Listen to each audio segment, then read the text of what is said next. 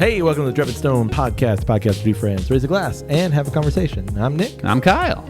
Kyle, where do we find ourselves this week? Sir, we are at yet another brewery. I love it. Part of the 2021 Brewery Tour. Yeah, we're doing it. We are. We find ourselves at Castle Church Brewing. Castle Church Brewing. Yeah, the brewing community. Interesting. So, wait. Church and brewing. Yes, sir. Yeah, we are drinking beer at a church. Legit, like in the room next to us. Now, Castle Church has been super nice to us. They've given us a room to record in. Incredible welcome that Absolutely. they gave us. Like rolled out the red above carpet. And beyond. Way above and beyond. So we're already starting off on a good foot. Yeah, we like these guys. But on the other side of the room that we're currently in, it's like legitimately a space, a worship space. Yeah, like people in the church There's community. a couple of Star Wars guns over there, some pew-pews. I saw them. Right. And then literally... Some pew-pews? Some pew-pews. And literally from the worship space, you can see the entire brewery. Absolutely, yeah. You can see all the, what do you call it? The 20 barrel 20 barrel 20 barrel automated system. Yeah. I mean, you can see the whole the innards of the brewery right For there. Sure. And the taps are all right there. And I don't know if you can drink while at church, but I mean, it's basically there. I don't know. Is Orange County can you get a beer on Sunday from a approved establishment? I think so. Why not? Why not? I don't see why not. Sure. So we don't know all of that. We might have a guest later that can talk a little bit about it. So if they're here, then we'll do that and we'll have that kind of conversation. But what we do have, we've got 6 beers in front of us. Yeah, we're up in the ante. Yeah, for sure. We kind of came in, asked Victoria, who is a bartender here, hey, Victoria, what should we drink? And she said, how about you choose 4? And we're like, well, you choose 4. And then she chose 6. Yeah, I like that math. So it's great math for us. Carol is still here with us, laughing in the background and making fun of us. And she's going to help us with the ABVs later. Fantastic. Yeah. So basically kind of what we've done of let's taste some beers, talk about some beers, and we'll go from there. Absolutely. All right. So before we get into this, we just got done having a conversation with Kent. Yeah, we had a whole little mini tour. He's fantastic. He showed us all around back there. Yeah. And Kent kind of gave us some insight into these beers. And he said overall, they're kind of doing a Lutheran kind of German style beer, just kind of what their aesthetic is, what they've kind of landed on. Sure. So a lot of these beers, the shtick is, something to do with religion in some way, like the Bangor Abbott, the Mighty Fortress. These are, if you have been to church at any point, you might have heard some of these terms being thrown around. So that's their kind of whole thing. But Kent did talk about how they stress for, very classic German beer notes, flavors, and consistency. Absolutely. And, man, just based off of listening to him talk about it, I can't wait to dive into these. Yeah, no, me neither. All right, so our first one is going to be the Zwiglian Zwickle Lager. Cool. Yeah, which is... What's religious about that? It's a lager, and it's beer. Yeah, totally. Because we don't know if monks created beer. I don't know if monks created beer. Monks do brew beer. Oh, okay. I don't know if they created beer. Maybe. Well, I thought it was something like that. Sierra Nevada. That's who created beer. Well, I feel like they pushed that theory. Well, there's this guy named Anheuser and this guy named Bush. Yeah. They got together. Made a baby. And it was beer. Yep. Right. All right. So what do you got on the Zwickle Lager? This is smelling like a beer? It does smell like a beer, like a wheat beer. Yeah, it does. It smells super reminiscent to the Kolsch that we had. Oh yeah. A few minutes ago. Last week. Last week. Yeah. It's really light. Like it's clear. I mean, it is quintessential beer. Yeah, it's pretty beer. Nice color, light honey, no haze. No. Nice little head on it too. Yeah. Yeah, it's just it's that same kind of Kolsch smell to it. Like it's wheat, it's honey, it's sweet, it's floral. Like there's some floral notes there, but I wouldn't say like one particular flower. Just like it smells like a flower shop. Potpourri-ish. Yeah, yeah. Ready to jump in. Wet that whistle. I'm for it. Let's go. Man, there's a really fantastic seltzer pop. Mm-hmm. Like very forward. What do you mean seltzer pop? Seltzer, like just the tinglies. Oh, okay. A lot of carbonation on that. Yeah. It's a good amount of carbonation. And man, it is crisp. Yeah, absolutely. When you think of honestly, you think of beer, just if you got a can that said beer on it, that's what this would be in that can. Like, it's generic in the right way. In the best way. Right. It is like literally definition of what someone would think of as beer. Beer. Yeah, absolutely. But man, like a really nice little kind of hoppy bitter that hangs on the end. Yeah. That I don't really feel like you get a whole lot of in such a light beer. No, there's some really nice flavors, and this could go down real easy. Yeah, totally. Like I'm really impressed by that bitter. Yeah, I really like the bitter too, and it's not like, some beers we've had, it's like, oh, hello. This is like kind of like a friendly bitter at the end. Yeah, absolutely. I think what we should do, similar to what we've done in the past, is kind of go through them, talk about them, and then throw them in a rating. I like it. The Zwickle is a good start. Yeah. I love that word, Zwickle. Yeah, the Zwiglian. Zwickle. Yeah. Zwiglian Zwickle. It's like a Dr. Seuss word. Careful, the Zwiglian Zwickle's going to get you. They'll get you in the gooey bit. The gooey bit? Yeah. Okay. Protect it. I got it. At all costs. Man. You got an iron plate for that? Like, how do you protect? Never mind. I don't want to know. Let's move on to the next beer. This Magic is the underwear. like in Robin Hood Men in Tights. No, the Robin Hood. Yeah. Yeah, Robin Hood Men in Tights for sure. Carrie Ellis. Yeah. Yep. Before we move on to the next one, what do you got for ABV for the Zwiglian Zwickle Lager? Man, it's so classic. Yep. Thinking about like how he's talking about like the classic German flavors, right? And making that the kind of the spotlight. That's totally what that is. Like they're just letting the ingredients breathe and like absolutely like letting them showcase this beer. Yeah. Really good. ABV, I'm going to throw this. It doesn't necessarily feel low, and I feel like with this much of that kind of carbonation, it's kind of wanting me to think it's higher than it is. But I'm gonna go 4 or 5. Ooh, I'm gonna go 5 even. 5 on the nose. On the nose. Carol? 4.8. Look at that. We split the difference. Man, not bad. Price is Right rules, but well, you didn't call that beforehand. You didn't call that. Well, I feel like that's just kind of like basic, like we are always going with Price is Right rules. I feel like that's how most people do things. It set the standard. Well, that's good. Little tip of the hat there. Carol said it goes up from here. So all right, that's cool. good to know. All right, so let's go to the Bangor Abbott Irish Red. Yeah, and it is red. It is absolutely 100%. It is a red beer. Yeah, I mean, if you were to have it, like honestly, I say that in the lineup here, like we've got like a kaleidoscope of colors going on. If you were to put this, just pour it and put it on the counter, I don't know if I'd go red. Like it's like a rust. Like pour it onto the counter? Right. Interesting. Just all over the counter. Yeah. I mean, it's hard to tell color. But when you... at that point. I see that. Yeah. But when you put it up against the other beers that we have here, it is 100% red. Mm-hmm. Clarity, it's pretty clear. Yep. See right like there. subtle of a haze, which that might just be like the carbonation. Yeah. Condensation on the glass. A little bit of a head here. Yeah. Yeah. All right. What you got on the nose? I'm getting like a little chocolate coming through. Like a little chocolate. Dark chocolate. I don't. Other than that, like I'm going in for a second.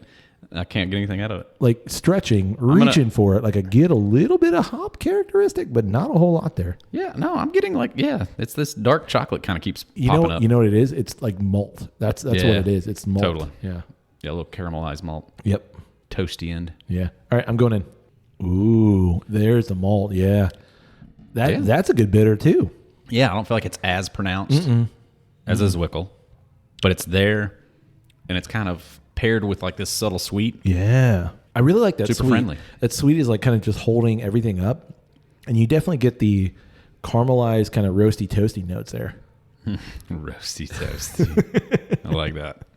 I like it. So, what makes an Irish red an Irish red? You would ask me that, wouldn't you? Is it what makes it red? Is it the type of it's just probably the malted? Is it malted barley?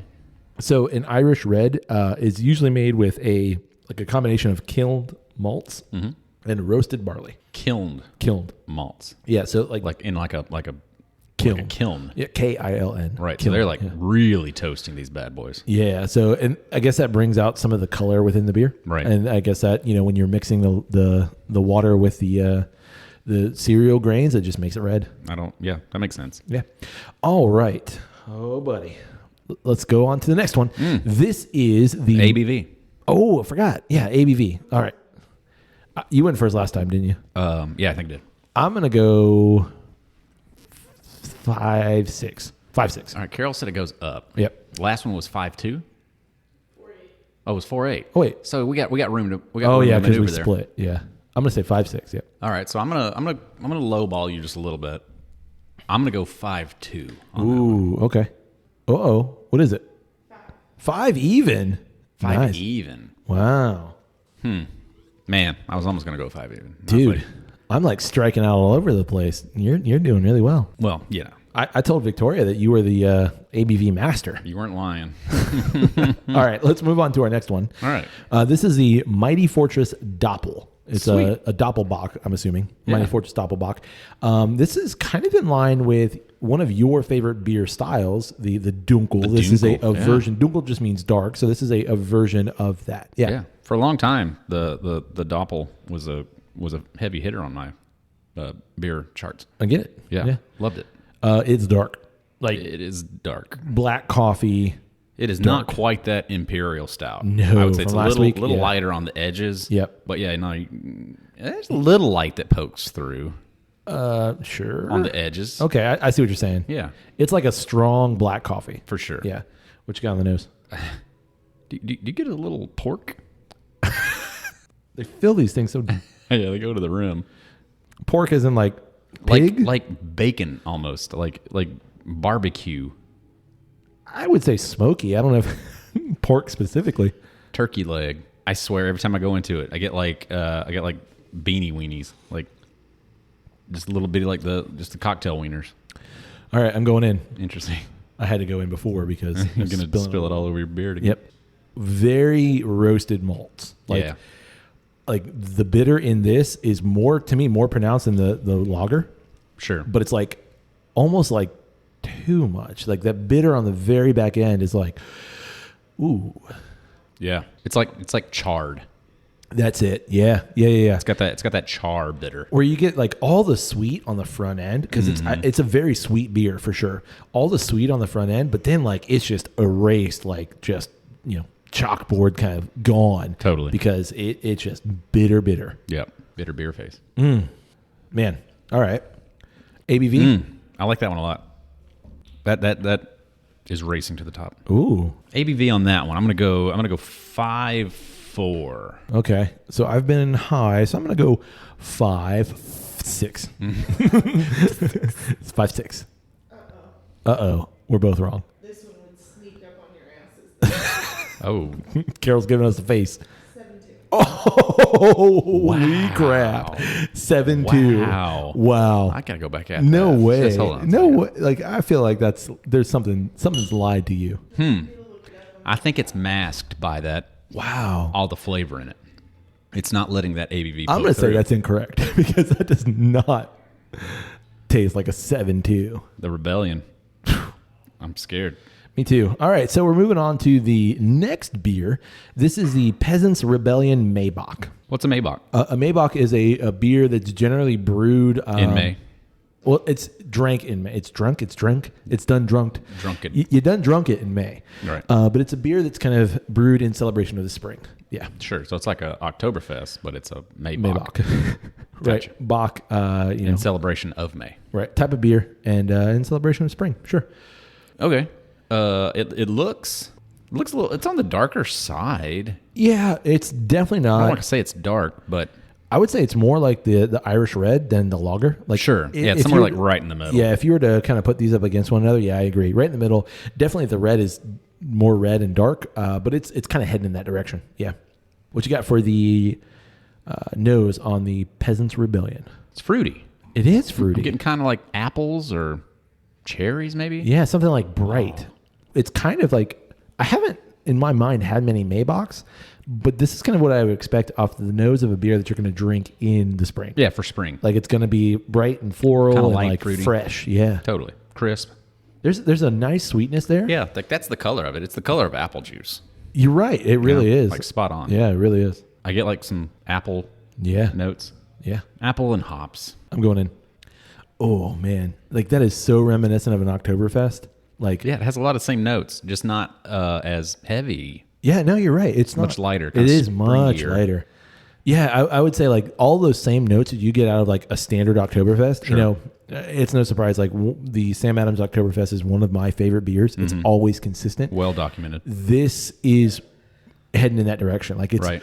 Yeah, I think like the Oktoberfest that kind of comes through, and I feel like that final note on an Oktoberfest is almost that kind of like has a little bitter, kind of more hangs on like the malted flavors. Sure.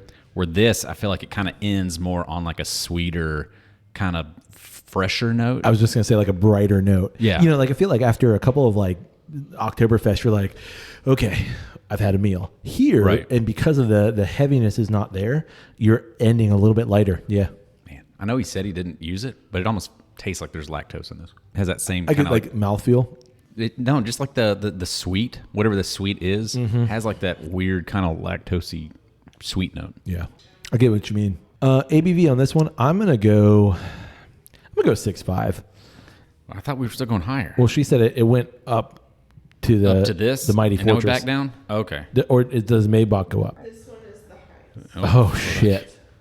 Okay, I'm gonna go 8 even. Does it hit 8? Man, it tastes like it might. Now that I'm thinking about it, that's sweet. I feel like that's the same thing with that double IPA. Yeah. I feel like the sweet kind of hit it. Yep. Yeah, I'm gonna go 8.4. Ooh, 7.4. Man, whiffed it. 7.4 on that one. Bummer. Wow, but I gotta be honest, that could creep up on you quick. Oh yeah. Yeah. A couple of those would do you right. Oh yeah, set you right for sure. All right. And now, fifthly, we're hopping into the IPA world. Okay, so this is the Mackinned Ale, the Mackinned IPA.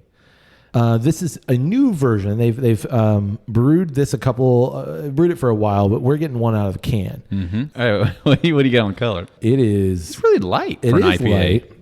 Light. No haze, not crystal at all. clear. I like what you said about apple juice. Like it's a little bit lighter than that, but I feel like it's more in the urine. I didn't want to equate. I didn't want to go that route, but I don't disagree. All right, what you got on the nose? Get a locker room. Correct. I get gym locker room. This is what Friday Night Lights. This is what the the drum line room in my high school band room smelled like 3-week-old band uniform and pot. Yeah. Oh yeah, there is a little pot. It's danky. Yeah, it is danky.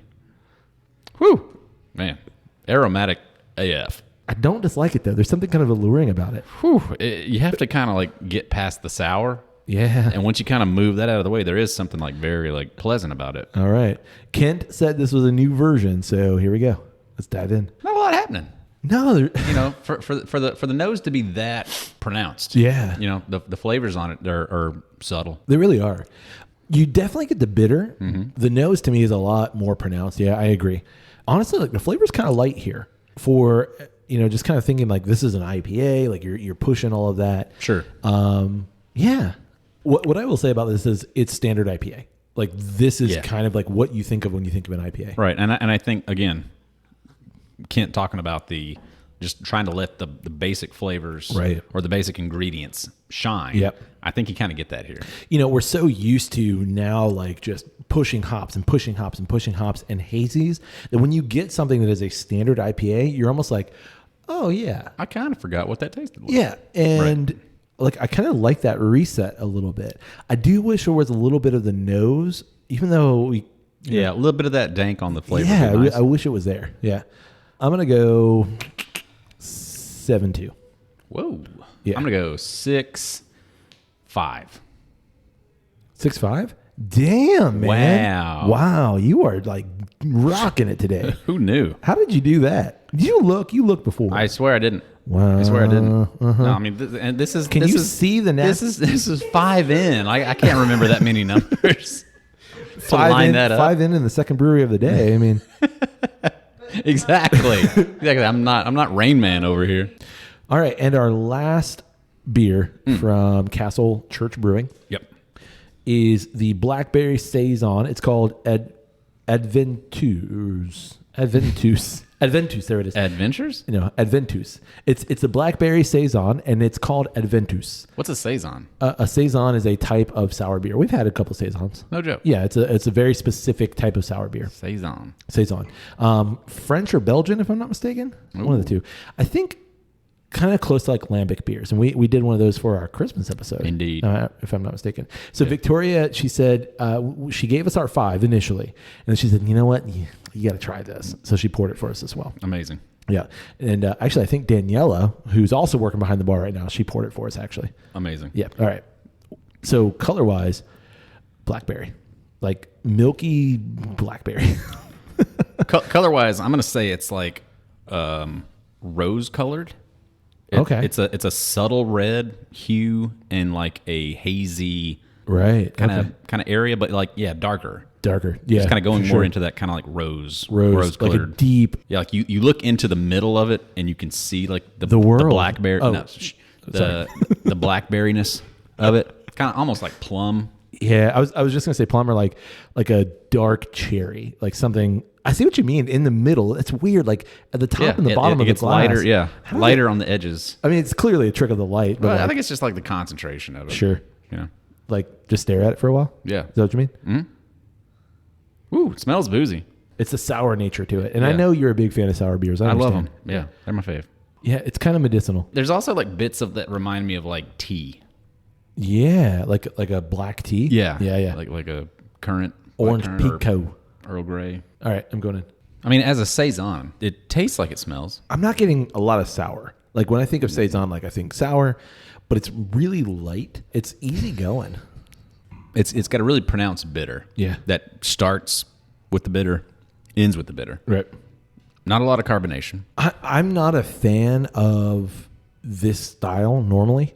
Sure. So like it's going to be hard to impress me in that way. Right. But I could totally see like if you like Saisons, if you like fruited beers, if you like this kind of like, pushing these other elements in that way, Right. this is in your wheelhouse Yeah, for sure. I could see it being very refreshing. Absolutely.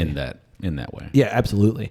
And I wonder, like, too, in terms of our tasting, this is at the very end, and we've got some really heavy hitters here in this tasting. I wonder if it kind of washes out some of the finer nuances of this particular beer. Probably. Because, when we walked into the brewery, there's a couple people sitting at the bar with this beer. Specifically, so clearly there's, there's something about it. Yeah, it's like a wheat beer base. Right. With like these kind of like, fruity notes and then like this kind of bitter, almost tea thrown on top of it. I still get a lot It's of an interesting blend for I sure. get a lot of like celestial seasonings type tea. Like it's like an herbal tea almost. Celestial. Yeah. Yeah. I got you.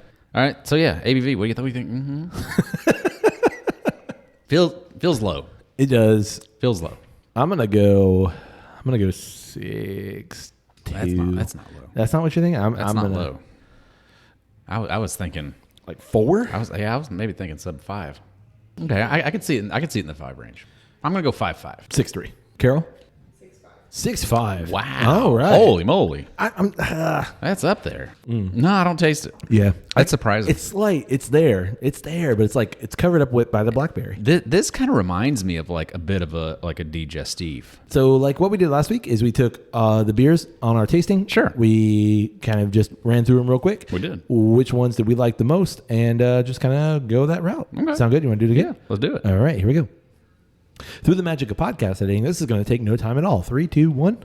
Blip. I see what you did there. I snapped. You blipped. All right, I got my order. You got yours? Got it. All right. You want me to go first? You want to go first? Sure. Yeah. Go ahead. All right. So in my what? Oh, I thought we had the same order. No, we don't. In my top spot, I got the Zwiglian Zwickle Lager. I put the same. Did you really? Yeah. No. That was impressive. I agree. It's light. It's refreshing. It hits all the right notes. Flavorful. Next, I got the Abbott Irish Red. I don't think that's what I did. No, I put the. I think I put the Peasant Rebellion up there. Oh, really? In number 2. Well, that's my number. Sweet and boozy. Yeah. Number 2 is Peasant Rebellion for you, the Maybach. All right. Number 3 for me was the Peasant Rebellion Maybach. Cool. Yeah. 3 for me was the Doppel. Really? Really?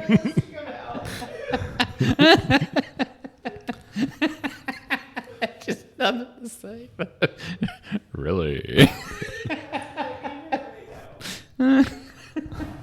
Yes, really. I put that Doppel up there. Okay. There's a lot going on. A lot of flavor. No, I agree. A lot of stuff that we're like, you really got to concentrate on what you're doing. My number 4 is also the Mighty Fortress Doppel. There's a lot to think about in that one. Like, it's a lot. Yeah, I mean, it's surprisingly sweet. Yeah. But then that bitter kicks. Yep. But in a great Doppel way. In a great way. Yeah. In my 4th spot, I put the Irish Red. Really? Yeah. I'm kind of surprised you didn't like that one as much. Like that last sip that I just had, because we're being stupid and chugging these right as we name them, was very caramelly. All right, so your 5th beer. I don't remember. No, I think it's the IPA. In my 5th beer, it's the IPA. Yeah. Yours? Same. Oh, yeah. Yep. Yeah. Really? It's an IPA. At least both of us in our last spot, the Blackberry Saison. Yeah. I get all the elements of like how it could be your jam, but it just for me personally, like it's not there. Yeah. I'm just not a fan of Saisons. Like that's really what it comes down to. So Kyle, now that we've done a tasting from Castle Church Brewing, we've actually got Daniel here with us. Yeah. Fantastic. I know. Daniel is, what is your actual title here, Daniel? So I am the taproom manager here. Okay. So we're going to ask a couple of questions of Daniel, just kind of learn a little bit more about Castle Church Brewing, because it's kind of a weird, interesting concept. Incredibly unique. Yeah. When you think about beer and a church, especially here in the South. So how did Castle Church Brewing get founded? Like, what's the story? Yeah, well, first of all, thank you guys for having me here. Seriously, I really appreciate the opportunity for y'all to let me sit here and talk your ears off about church and beer in a second. Yeah. So Castle Church has been around for about 3 years. At least in this building, we have been here for 3 years. I kind of say 2 because we did lose a year due to the pandemic. Sure. We were shut down for it. So we're going on 3 years strong. But Castle Church has been around probably for about 5 years in total. They were starting in a garage, and they were kind of popping up around at like local beer festivals in town, like bringing their garage brewed beers, Gotcha. their home brews. So did it start as a brewery or did it start as a church? So it started as a church first. I guess the best way to explain it is, so we have this Castle Church is built into a couple different like levels. So we have the ELCA, which is the Evangelical Lutheran Church in America. And they are consisted of different chapters across the U.S. So our chapter here is Florida and the Bahamas. There's 180 churches that consist of this. Wow. And every year in Tampa, they do like a big meeting where they all get together. Right. So Jared, who's the pastor, and then we have Chris Dickman, who is the original general manager here, and then we have Aaron Schmalzley as well. They all kind of met through the synod itself. 1 year in Tampa, they all just met. They left the Synod Council meeting, and then they went and had a couple beers at a couple breweries in Tampa. Brilliant. They kind of learned from each other. They were like, you know what, we like craft beer. One of them invested a bunch of money into like a homebrew setup and put it in their garage. Right. And then their pact was every Sunday when we all get out of our churches, we're going to come meet in this garage and we're going to homebrew beer. Fantastic. And that's how it started. And it started with just them, and then they started inviting people from their other like local churches to just come and try their home brews, and eventually this whole entire thing kind of snowballed into like Created a community. their own faith community of about Right. 60 people that would literally meet outside of a garage to just try all the beers that they were making. People do that in my garage too, though. It's just like, Carol hates it. It's like Right. Sunday, 60 people outside of my garage. My HOA is pissed, but Sure, the community loves it though. All your neighbors are loving it. Right. So due to this, the ELCA actually kind of heard about what they were doing, and they were using this to kind of build their faith community, and the ELCA actually donated a bunch of money to help Really? us open Wow. this, because they wanted to see if this is a business model that they can replicate throughout the country. Right. So the best way that they always describe it is they always say that they weren't here to change breweries.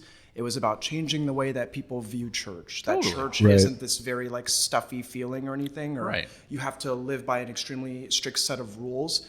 I'm not a church member here, but I do work here on Sundays, and I've been here since the beginning, so I've met a lot of the church people. Right. But is there a lot of crossover between church members and brewery goers? No, not really. It's kind of why the bar staff here is comprised of people that aren't members of the church. Right, okay. Because we don't want people to come in the doors and feel like, hey, if you sit down, you're going to get attacked with A a bunch lecture. of, a Sure. lecture like Gotcha, we're preaching yeah. to, we are supposed to be the bridging gap between the church, the brewery, and like bringing people in the door. Very Right. cool. I do have some friends, for a while, like they would hear the word church and they would get super scared. Sure. Yeah. But I'd also tell them, I'm like, no, they're great people. The church people, some of them kind of describe themselves as like recovering Christians. Right. So a lot of us have had like bad experiences in Right, church right. growing up. And we kind of fell out of that. But this place is like their sanctuary. It's almost like their reintroduction to church. Sure. Totally. And so we're Lutheran based, and Lutherans are extremely progressive. So Lutheranism is, especially like our chapter of Florida, the Bahamas Synod, like we are one of the only chapters that have actually ever like really put out a real statement that says like we are LGBTQ friendly and Right. we are pro women's rights, which sounds, this is 2021, so you're like, why wouldn't people, Right. why wouldn't everybody put out a statement like that? But believe it or not, like we are the only sect of Christianity Yeah, that but actually from a has, church, yeah. from a Right. church that has like put out a real statement like that, and we stand by those words. This place is come as you are. Yeah. You Right. don't have to be Lutheran. It doesn't matter what your background is. Jared always said it best in one of his videos. Is he was like, before you had these grand monasteries and these huge, beautiful, magnificent cathedrals, there was just people. Right. And his thing is, he was like, and God loves people, and God loves when people are happy. And he's like, so let me ask you a question, Daniel. When are people really happy? And I was like, well, when they're sitting down having a beer. And Yeah. he's like, Yeah, when they're getting a pint there. yeah, he's like, so boom, right there. He's like, people come here and they have a beer, they have a good time. Sure. Sure. So what, I know, thinking of our listenership, thinking of like that interesting aspect of brewery and church, are people drinking beers on Sunday mornings? Yeah, so this is actually a really fun question I love to get all the time. So Sundays, we do service at 11:11. You can't bring a beer because the bar doesn't open until we come in halfway through the service and we're setting up. Gotcha. But after they're done, instead of doing like a post-worship coffee hour, we do a post-worship beer and brunch hour. Love it. But my favorite service this is the one that I always tell people to go to. It's our Wednesday night service. It's Sure. 7:07 p.m. And that is the one that I tell people this is real beer church. Right. They all come in, they all get a beer, everybody sits over in the beer garden. Even Jared, the pastor, he'll be sitting down giving his sermon with a beer in hand. And that is the like cool beer church thing that people Sure. always want to talk about. And people, when they're thinking about this concept, it's kind of like we live in the South, and there's like a real hard line distinction between church and alcohol or brewing. But the church in general, like Christianity in general, has like a really long history of brewing beer, especially, think about Trappist monks, you think about, England and France and Belgium brewing beer, that is such a rich history there that it's interesting you guys are kind of blending the two together and keeping that tradition going. Yeah, so because we are Lutheran, like as the background and as the basis of the church, we owe a lot of the beer aspect to actually Martin Luther, who is the creator of the 99 Thesis. His wife her name was actually Katie. She was actually a nun and then stopped being a nun because she wanted to get married. That's how that works. So we have our homage beer to her, which is Katie's Kolsch. And, Oh, very cool. Then you can find some other beers like the Doppelbock, which has a rich Yeah, history we had that, in terms of your monastery monks that were drinking Doppelbocks. So at least in Lutheranism, like beer and church have always gone hand in hand. Sure. There's actually a really interesting book that you can find on Amazon, and because I did a lot of research when I started working here about like the background. So Martin Luther actually, he didn't publish a book, but some of his followers published this book, and it's called Martin Luther's Table Talks. And it is literally comprised of drunk ramblings about God, and his followers literally just wrote it down in a book, and they're like, genius, we're selling this. And Right. They got their iPads and they were like, and Martin Luther said this, and he's saying this as well. have another beer, keep talking. Yeah, keep You're going. on a roll Keep right going. now. You're crushing it. Totally. So, like, in terms of the structure of the business, when you think about a church being kind of a nonprofit, and most churches tend to be that kind of functioning under that. How does it work in terms of the blending of both? Do you know anything about that? Yeah, so this is actually a big question I get asked a lot. Honestly, when we first opened, some people actually thought that we were using the church aspect as just kind of almost as a shtick. ruse, Right. to kind of Marketing. get around not paying taxes. Right. But the truth is, so we do pay taxes because we are still selling a product. But the faith community, like Castle Church's faith community, they're offering that money is nonprofit. Okay. So we are almost two separate entities that kind of share the same building. So the brewery is actually self-sustaining, and it actually keeps the church alive. So we actually pay all the overhead. We pay to keep the lights on. That money pays all of us on staff. And then on Sundays, when they give their money to offering, we actually take all that money and we donate it to a charity every month. Like we pick a different one. Oh, okay. That's amazing. We've done lots of fundraisers and stuff like that here. We were doing Pride Nights where we were working with Zebra Coalition and the One Pulse Foundation. Right. I'm kind of like the dog person here, so I did a lot of work with a lot of local shelters. Right. Rescue Me Orlando being one, and Little Rascals, and we do a lot of fundraisers and stuff like that. That's why if you look at our name, we're not Castle Church Brewing Company. We're Brewing Community, because that's a big part of who we are. Oh, We don't have a couple, like investors or anything. The church and the initial 60 people, like that's the community that kind of founded this. So that's why we don't use company in our name. We're always a community. Right. I've been in this industry for about 6 years now. I'm going on my 7th year. Everything from craft beer bars to wine bars. I even worked in a coffee shop for a little bit. We'll forgive you. What's up? We'll forgive you. Yeah. Just kidding. We love coffee. I have upper in the morning, downer at night, That's right. Yeah. But my favorite thing is the whole like family and like aspect of like, you meet people and they don't really become, I don't see them as customers. I see them as guests. But a lot of the times these people go on from being guests to literally being like some of my best friends. Yeah. I think of some of our regulars like Chip and Jen, who just started coming here randomly out of the blue one day. And those are like almost like second mom and dad to me. Like they always throw little parties at their place and they'll invite everybody on staff over. And like, it's amazing the friendships and the networking that I've been able to do while working the barn. It's an incredible thing. It's an incredible thing watching beer be like the great connector to everything. Yeah. Right. So thinking about, beer, obviously brewing is such a essential part of what makes, you said, this community going. Kyle and I have the Noble Heretic, which is a hazy IPA. Yes. Okay. Yes. And what do you have in your glass over there? So I am drinking the Bangor Abbott. It's an Irish red. Right. Okay. Yep, we sampled that. We did. So what would you say from a beer standpoint kind of sets you guys apart, or maybe even helps you thrive in the growing beer community of Orlando? So right now we're starting to reach out and do a lot more collab work.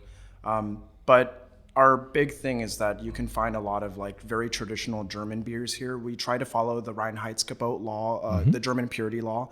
We do fun stuff every now and then because we can do that here in America. But a lot of the things you'll see is we just try to make a style and make it as true to that style as possible. Right. And I like having certain beers next to each other. Like, for example, we have our Agape, which is an American amber ale.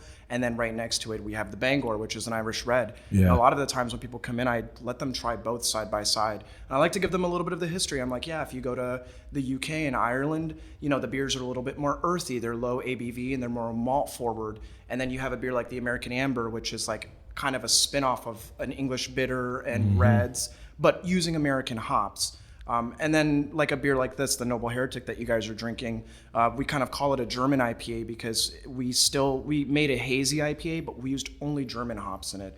And it's incredibly interesting because it's not super, like citrus bitter in your face. Sure. It's almost very herbal and light. And sometimes this is like one of my favorite beers to recommend to people who are like, I don't like IPAs, what? And I'm like, try this. Yeah. And I'm like, it's not traditional IPA. Yeah. It's got like that curve to it. Yeah. and I'm like, oh, well, maybe you should just try, just try it. If you like it, cool. If not, you're not going to hurt my feelings. Totally, it's okay. yeah. Just go out of your comfort zone. And that's kind of what we do here. Very cool. We just like to stick to the traditions. Yeah.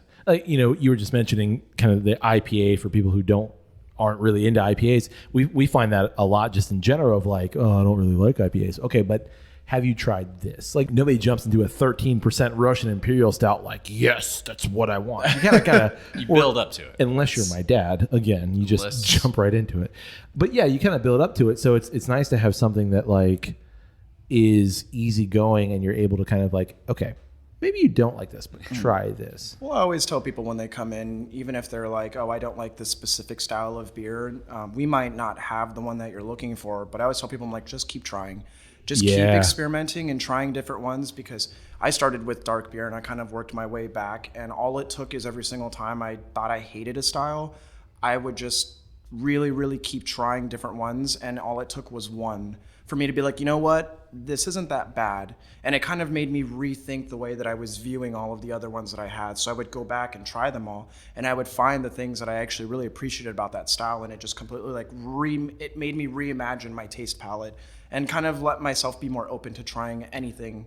Yeah. I mean, that's kind of like right along our philosophy. Just For in sure. general. I mean, it seems like this is almost like your mission statement is like bridging communities, bridging, different brews, and trying to find ways for people to connect in those ways.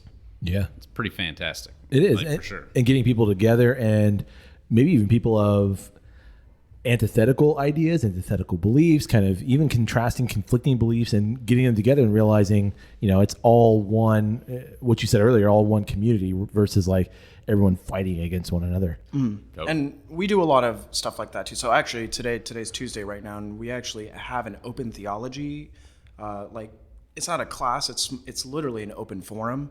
And we invite anybody to come out, and they get to sit with Jared, the pastor, and they all sit in a group. And it's kind of just an open forum, like share your beliefs on things, and we're just going to sit here and we're going to talk about it. Cool. It's not a dispute or an argument. It's always we're looking for understanding. Right. Because sometimes difference in beliefs just come from misunderstanding. Sure. Yeah. I think we're all just looking to be understood. It's like people who come here and they don't want to come to church. I'm like, you don't need to come here and come to church. You can come here for the beer. But if you would like that, like we do offer like that, those are options and things that we can give to you. We have those resources available to you. Right. One final question, unless you have anything else. I'll wait till I hear your question. Okay. You said you've been kind of a part of the brewery scene in this area for a little while. How have you kind of seen the collaboration of local breweries, and how have you seen this brewery community grow here in Orlando? I have loved watching everything change here. I was born in Hawaii, but I've been here in Orlando for basically my whole entire childhood. So I was here when the big things to do was just Universal, Disney, and it was all chain restaurants. Right. In the past 5 or 6 years, I've seen this like huge, almost like reimagining and like rebuilding of Orlando. And Right. I saw the chains kind of disappear and the small businesses open up. I think one of the coolest things and one of the greatest resources for anybody who likes craft beer is I highly recommend you to get an Ale Trail card. Yeah. Those things are super cool. They're great. And I love passing people off to other breweries. Right. We're located right by the airport, so I love it. I get people who get off a plane and they're like, I don't know what to do here. Like, what is there to do? And me and the bartender is like, because I know what it's like for me to go on vacation or go out of my comfort zone, and I don't know anything. Right. So the best thing to do is always ask the locals. And so 100%. I'll make them a list. I love doing stuff like that. Oh yeah, go see Mills 50. Oh, park your car at 1010, walk down the road. You can hit Topher, you can hit GB's, and then all the way at the end, you have Ivanhoe Park Brewing. But it's been really great. Like when I was, because I used to work at the Bear and Peacock, which is actually a distillery and a brewery, and it's one of 4 in the United States that do both in-house. And I have one of the original Ale Trail cards, and there was only like 10, Right. 11 breweries on it. And then Right. the current one, even now that we have, it's still missing a bunch, Right. We have all these new neighbors. Hourglass just opened their a new tap room right down the road. Gatlin Hall Brewing is opening over there on like Gatlin and Holden, I believe. Right. Then we have, I think it's Deadward's Brewing is coming up. Yep. We have Sideward, we have Ellipsis right down the road. Like, it's incredible watching this whole entire thing start with just a few and really Totally. expand and take off and blow up into this whole entire thing. And now I like to tell people like Orlando isn't just Universal and Disney Right. anymore. Yeah. Right. It's small businesses. It's great food. It's great beer. It's great wine. It's great cocktails. You can Absolutely. find anything here. Yeah. It's such a big change from, like you said, 6, 7, a decade ago. Definitely a decade ago. Like when I used to live in this area, like, none of this was here. Yeah. No. None of it. And I mean, it used to be like, if you wanted to find good beer, get out of Florida. Yeah. You kind of like, you had your beer meccas. You had Colorado, you had Oregon, and maybe a few in California. That was about it. But now, I mean, St. Pete, and then heading over here towards Orlando and down towards Miami. I mean, Florida is becoming a good beer state. Finally, it's taking a little bit, but I'm glad that Orlando has finally like seen kind of the outside influence and like, we could capitalize. Yeah, we could do this.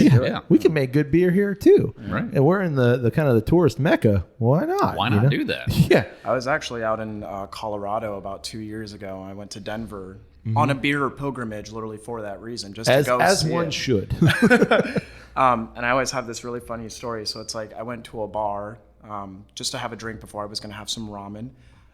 And they actually had Cigar City's Jai Alai on, and I was like, "Whoa, that's incredible! That's a hometown beer for me, Right. Right. Florida." And I watched this guy go up to the bar, and he was like, "Yeah, can I get one of those Jai Alais?" And I literally started laughing, and I was like, "Oh, I'm laughing in Floridian because you'll never get it, but it's okay." Right. Can't get one of them J-Lace. How do you say that? Jai Elias. J-Lace. Yeah. Yeah. It's just small things like that when you're out of town and you're out of home and you get to see little pieces of home and you're like, wow, yeah, Right. we're really doing it. Yeah, like, we're really making a mark. Yeah. we're making a mark. You have anything else? No, I think I'll be okay. Got every, Do you think you'll be okay? I think I'll be okay.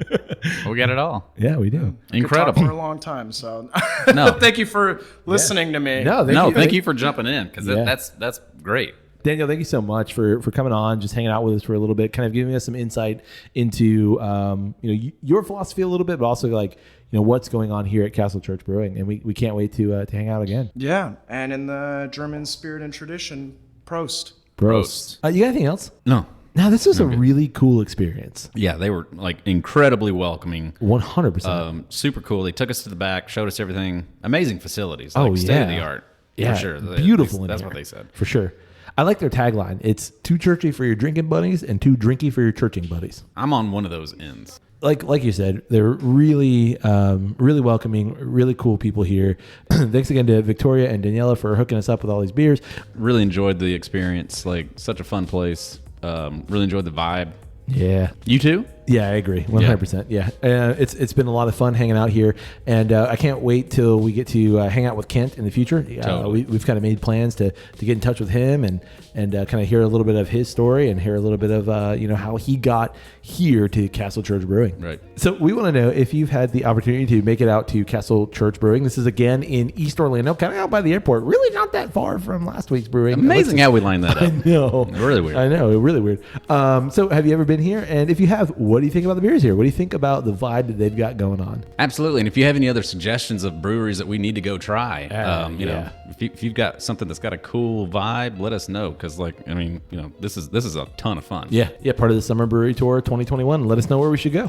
Well, you can get in touch with us through email. It's drepandstone@gmail.com. You can also get in touch with us through social media. It's always one word, Drep and Stone, DREP and Stone. Find us, like us.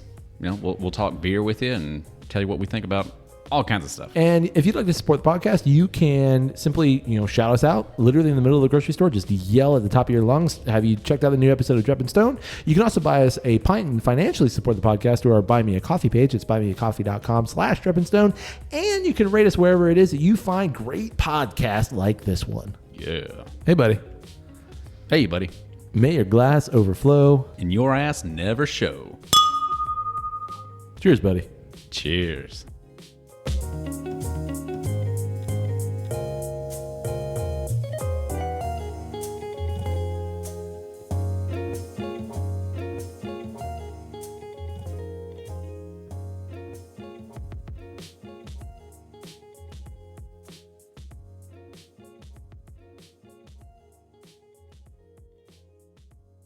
My hole must be small. And I like the Buddhist frog. The beer burps are not coming through strong. They're like lagging. Yeah, you pot smoking hippie. It's not soundproof in here for sure. This place really does blow my mind, though. You dripping beer in the praise room. Anything else? No, brother. I like how you totally went like 4-year-old Nick there. No. So I always tell people that it's a real church, just not a real castle. Kyle's got a family to go home to. They don't care about me. Oh, is that what we're doing? That was stupid. Now we're going to chug the last one. I'm probably butchering that a little bit. Probably. I'm the one that has to edit this shit. Can we wrap this up, please? Okay. Absolutely.